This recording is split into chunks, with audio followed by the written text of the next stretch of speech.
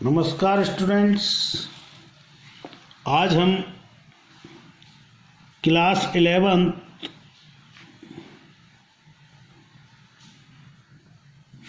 Commerce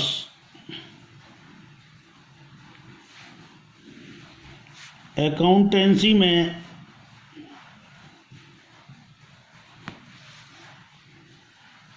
double column cash book के बारे में जानेंगे।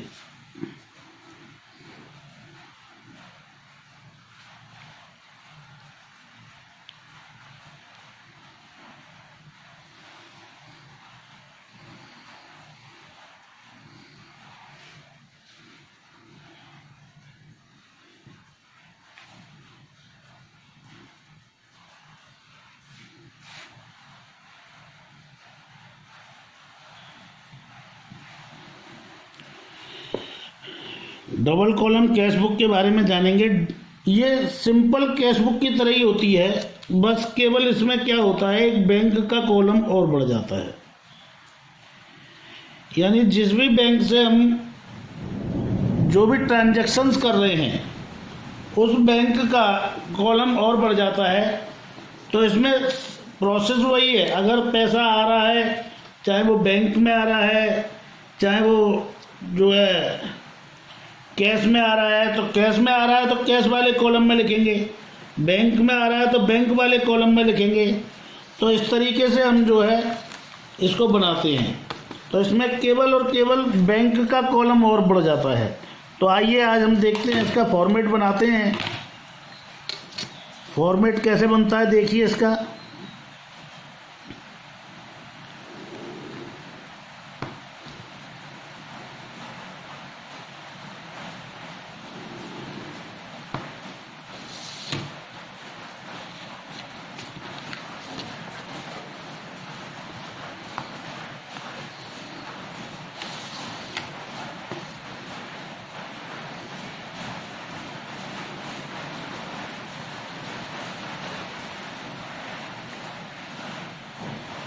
सबसे पहला कॉलम इसका होता है डेट का। फर्स्ट कॉलम इधर डेट का होता है फर्स्ट कॉलम। पर्टिकुलर्स का होता है, फिर एलएफ का होता है,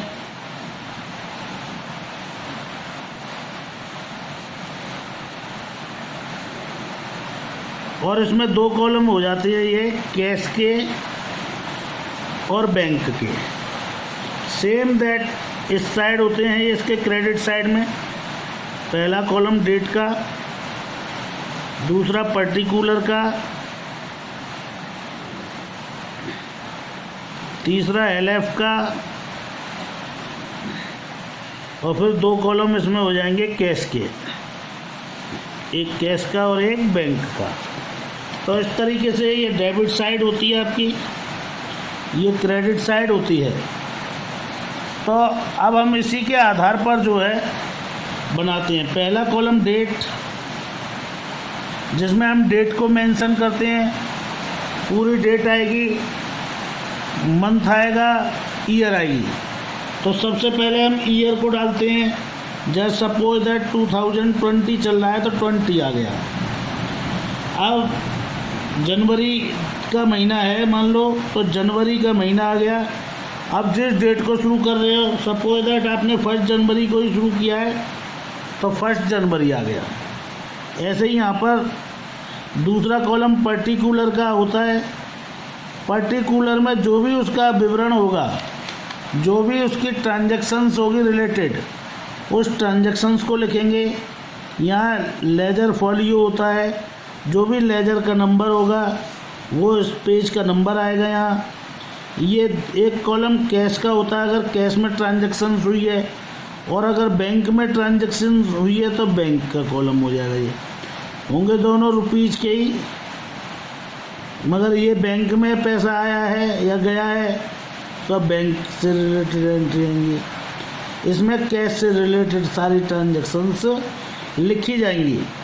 ऐसे ही नेक्स्ट ये कॉलम होते हैं, ये भी डेट होता है पहला।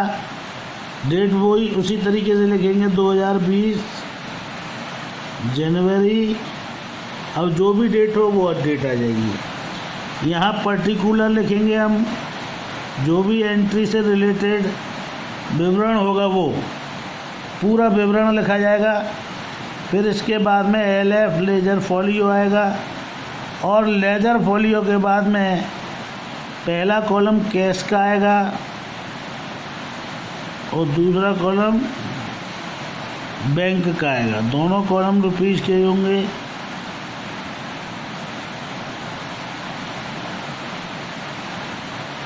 तो इस तरीके से ये देयर आर 10 कॉलम, 10 कॉलम इसमें बनाएंगे हम।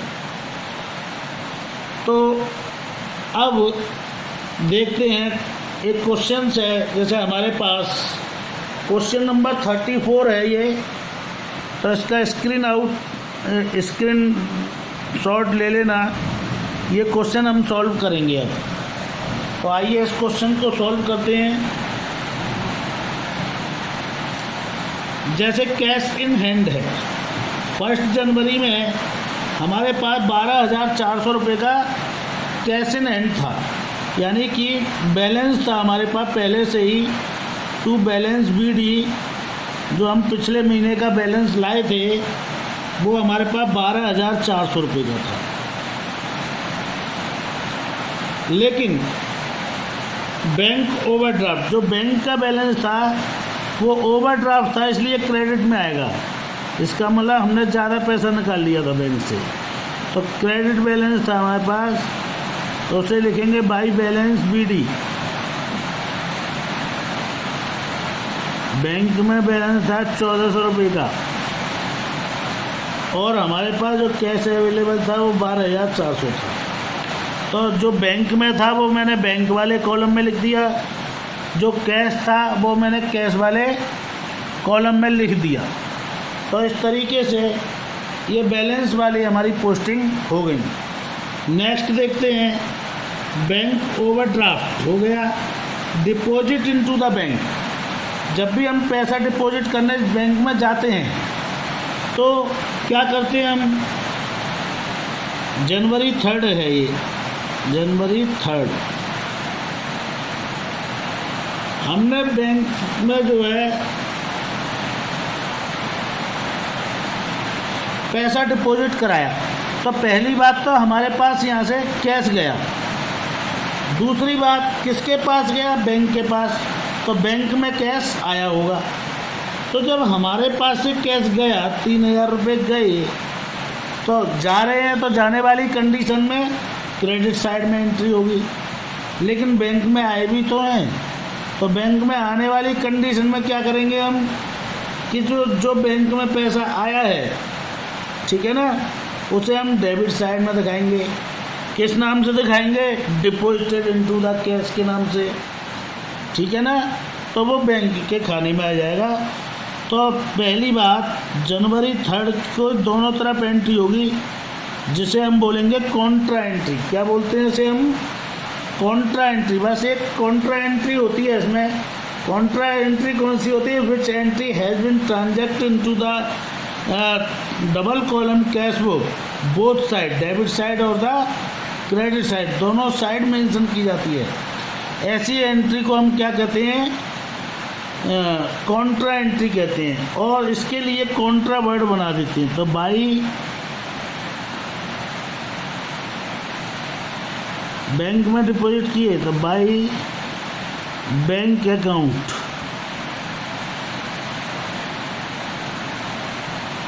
बैंक में डिपॉजिट किए, कितने रुपए किए हैं, 3,000 रुपये डिपॉजिट किए हैं, तो हमारे पास से 3,000 रुपये कैश गया। अपोजिट वर्ड लिखते हैं इसमें, सेम वर्ड नहीं लिखेंगे। तो कैश में अगर अमाउंट लिख रहे हैं तो उसके सामने बाई बैंक ही लिखना पड़ेगा।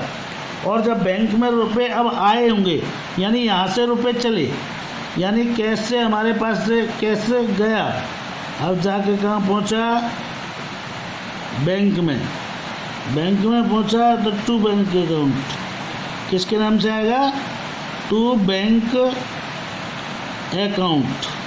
इंडिविजुअली जब भी हम पैसे जमा कराते हैं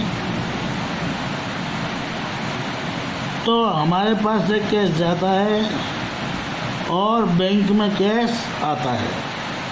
तो बैंक ने कैश को रिसीव कर लिया, that means full transaction has been done. अब हमारी पूरी ट्रांजेक्शन्स हो चुकी है। अब देखिए अभी नेक्स्ट एंट्री है receive cheque from Sharma. Sharma से चेक रिसीव्ड हुआ है, कितने रुपए का शर्मा से चेक रिसीव्ड हुआ है? 5400 रुपये का। अब दो बातें हैं इसके लिए, चेक रिसीव्ड हुआ वर्मा को हुआ है, वर्मा को चेक रिसीव्ड हुआ है, नहीं शर्मा को फ्रॉम शर्मा से चेक रिसीव्ड हुआ है। अब शर्मा से चेक रिसीव्ड हुआ है तो हमारे पास तो चेक आया होगा। अब हमने क्या किया, उसके लिए दो बातें हो सकती हैं। क्या उसने उस चेक को अपने पास ही रख रखा है, अभी बैंक नहीं भेजा है, या फिर बैंक भेज दिया है? दोनों बातें हैं। तो दोनों बातें मेंशन होनी चाहिए इस एग्जांपल में, लेकिन मेंशन नहीं है। तो नहीं है, ऐसी कंडीशन में हमें नोट डालना पड़ेगा, क्वेश्चन के एंड में नोट डालना पड़ेगा कि नोट डेफिशिएंट, वो नोट लिखेंगे कि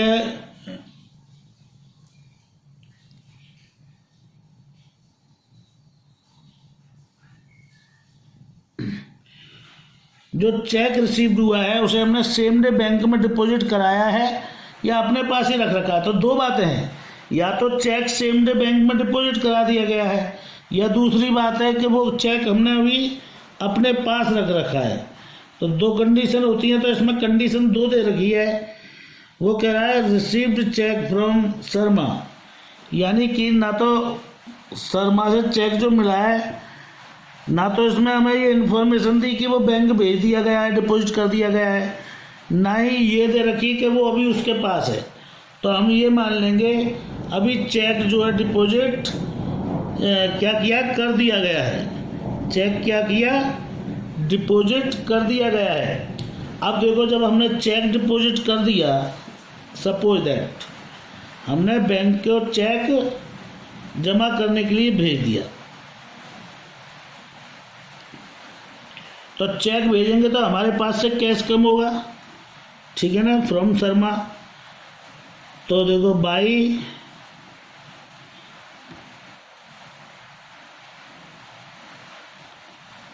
बैंक अकाउंट,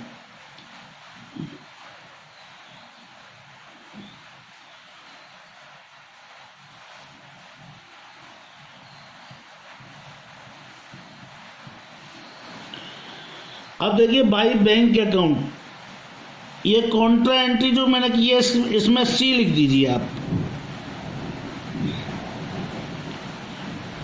सी लिख दिया हमने कॉन्ट्रा एंट्री में। लेकिन यहाँ पर चेक रिसीव्ड हुआ है तो चेक बैंक में आया होगा, चेक का पैसा कहाँ आया होगा, बैंक में आया होगा।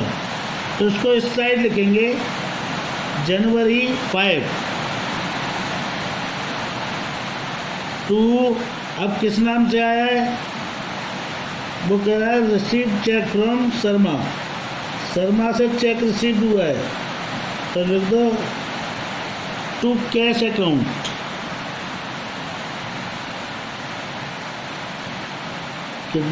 कितना रुपया रिसीव हुआ है, 5400 रुपये। तो 5400 रुपये का हमने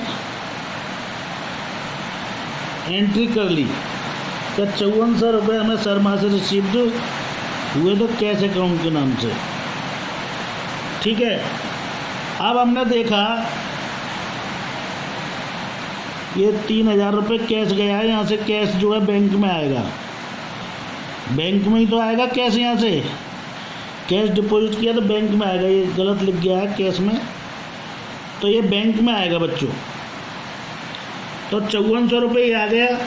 नेक्स्ट है deposited Sharma cheque into the bank. अब क्या किया, इस चेक को डिपॉजिट करा दिया गया बैंक में। तो बैंक में डिपॉजिट जब भी होना था तो हमने ये बैंक में डिपॉजिट करा दिया 5400 रुपये का चेक, ठीक है ना।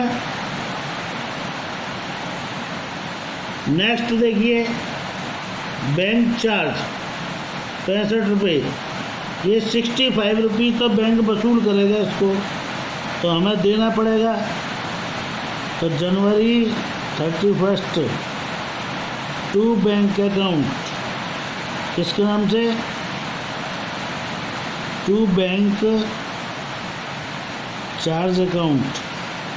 कितने रुपए? 65 रुपीज़। 65 रुपीज़। तो ये हो गए। तो ये हमने किया क्वेश्चन। अब देखिए, अब इसका अकाउंट तो पूरा बन गया बच्चों। अब इसका टोटल करेंगे और देखेंगे कि किस साइड का टोटल हमारा ज़्यादा है। तो देखो, इधर हमने देखा 3000 रुपये का, इधर 12,400 ज़्यादा है। तो इधर का तो टोटल इसका तो आ गया 12,400 रुपये, 12,400 रुपये।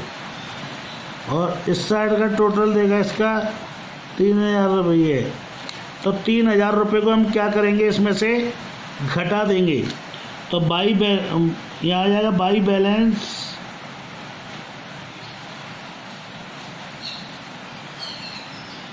CD।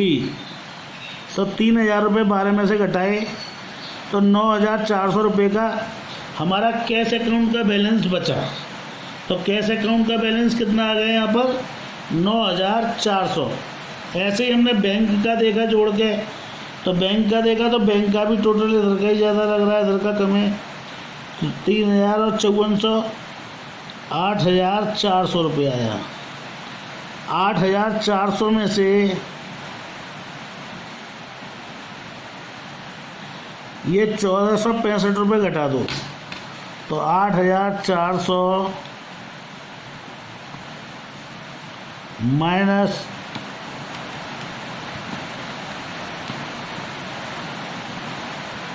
305, 8,400 माइनस 1,465, ये 6935। इसका आंसर आ गया 6935। इसको हम बंद जब करेंगे तो जनवरी 31 को करेंगे और यहाँ पर लेके आएंगे 2020 फरवरी टू बैलेंस BD।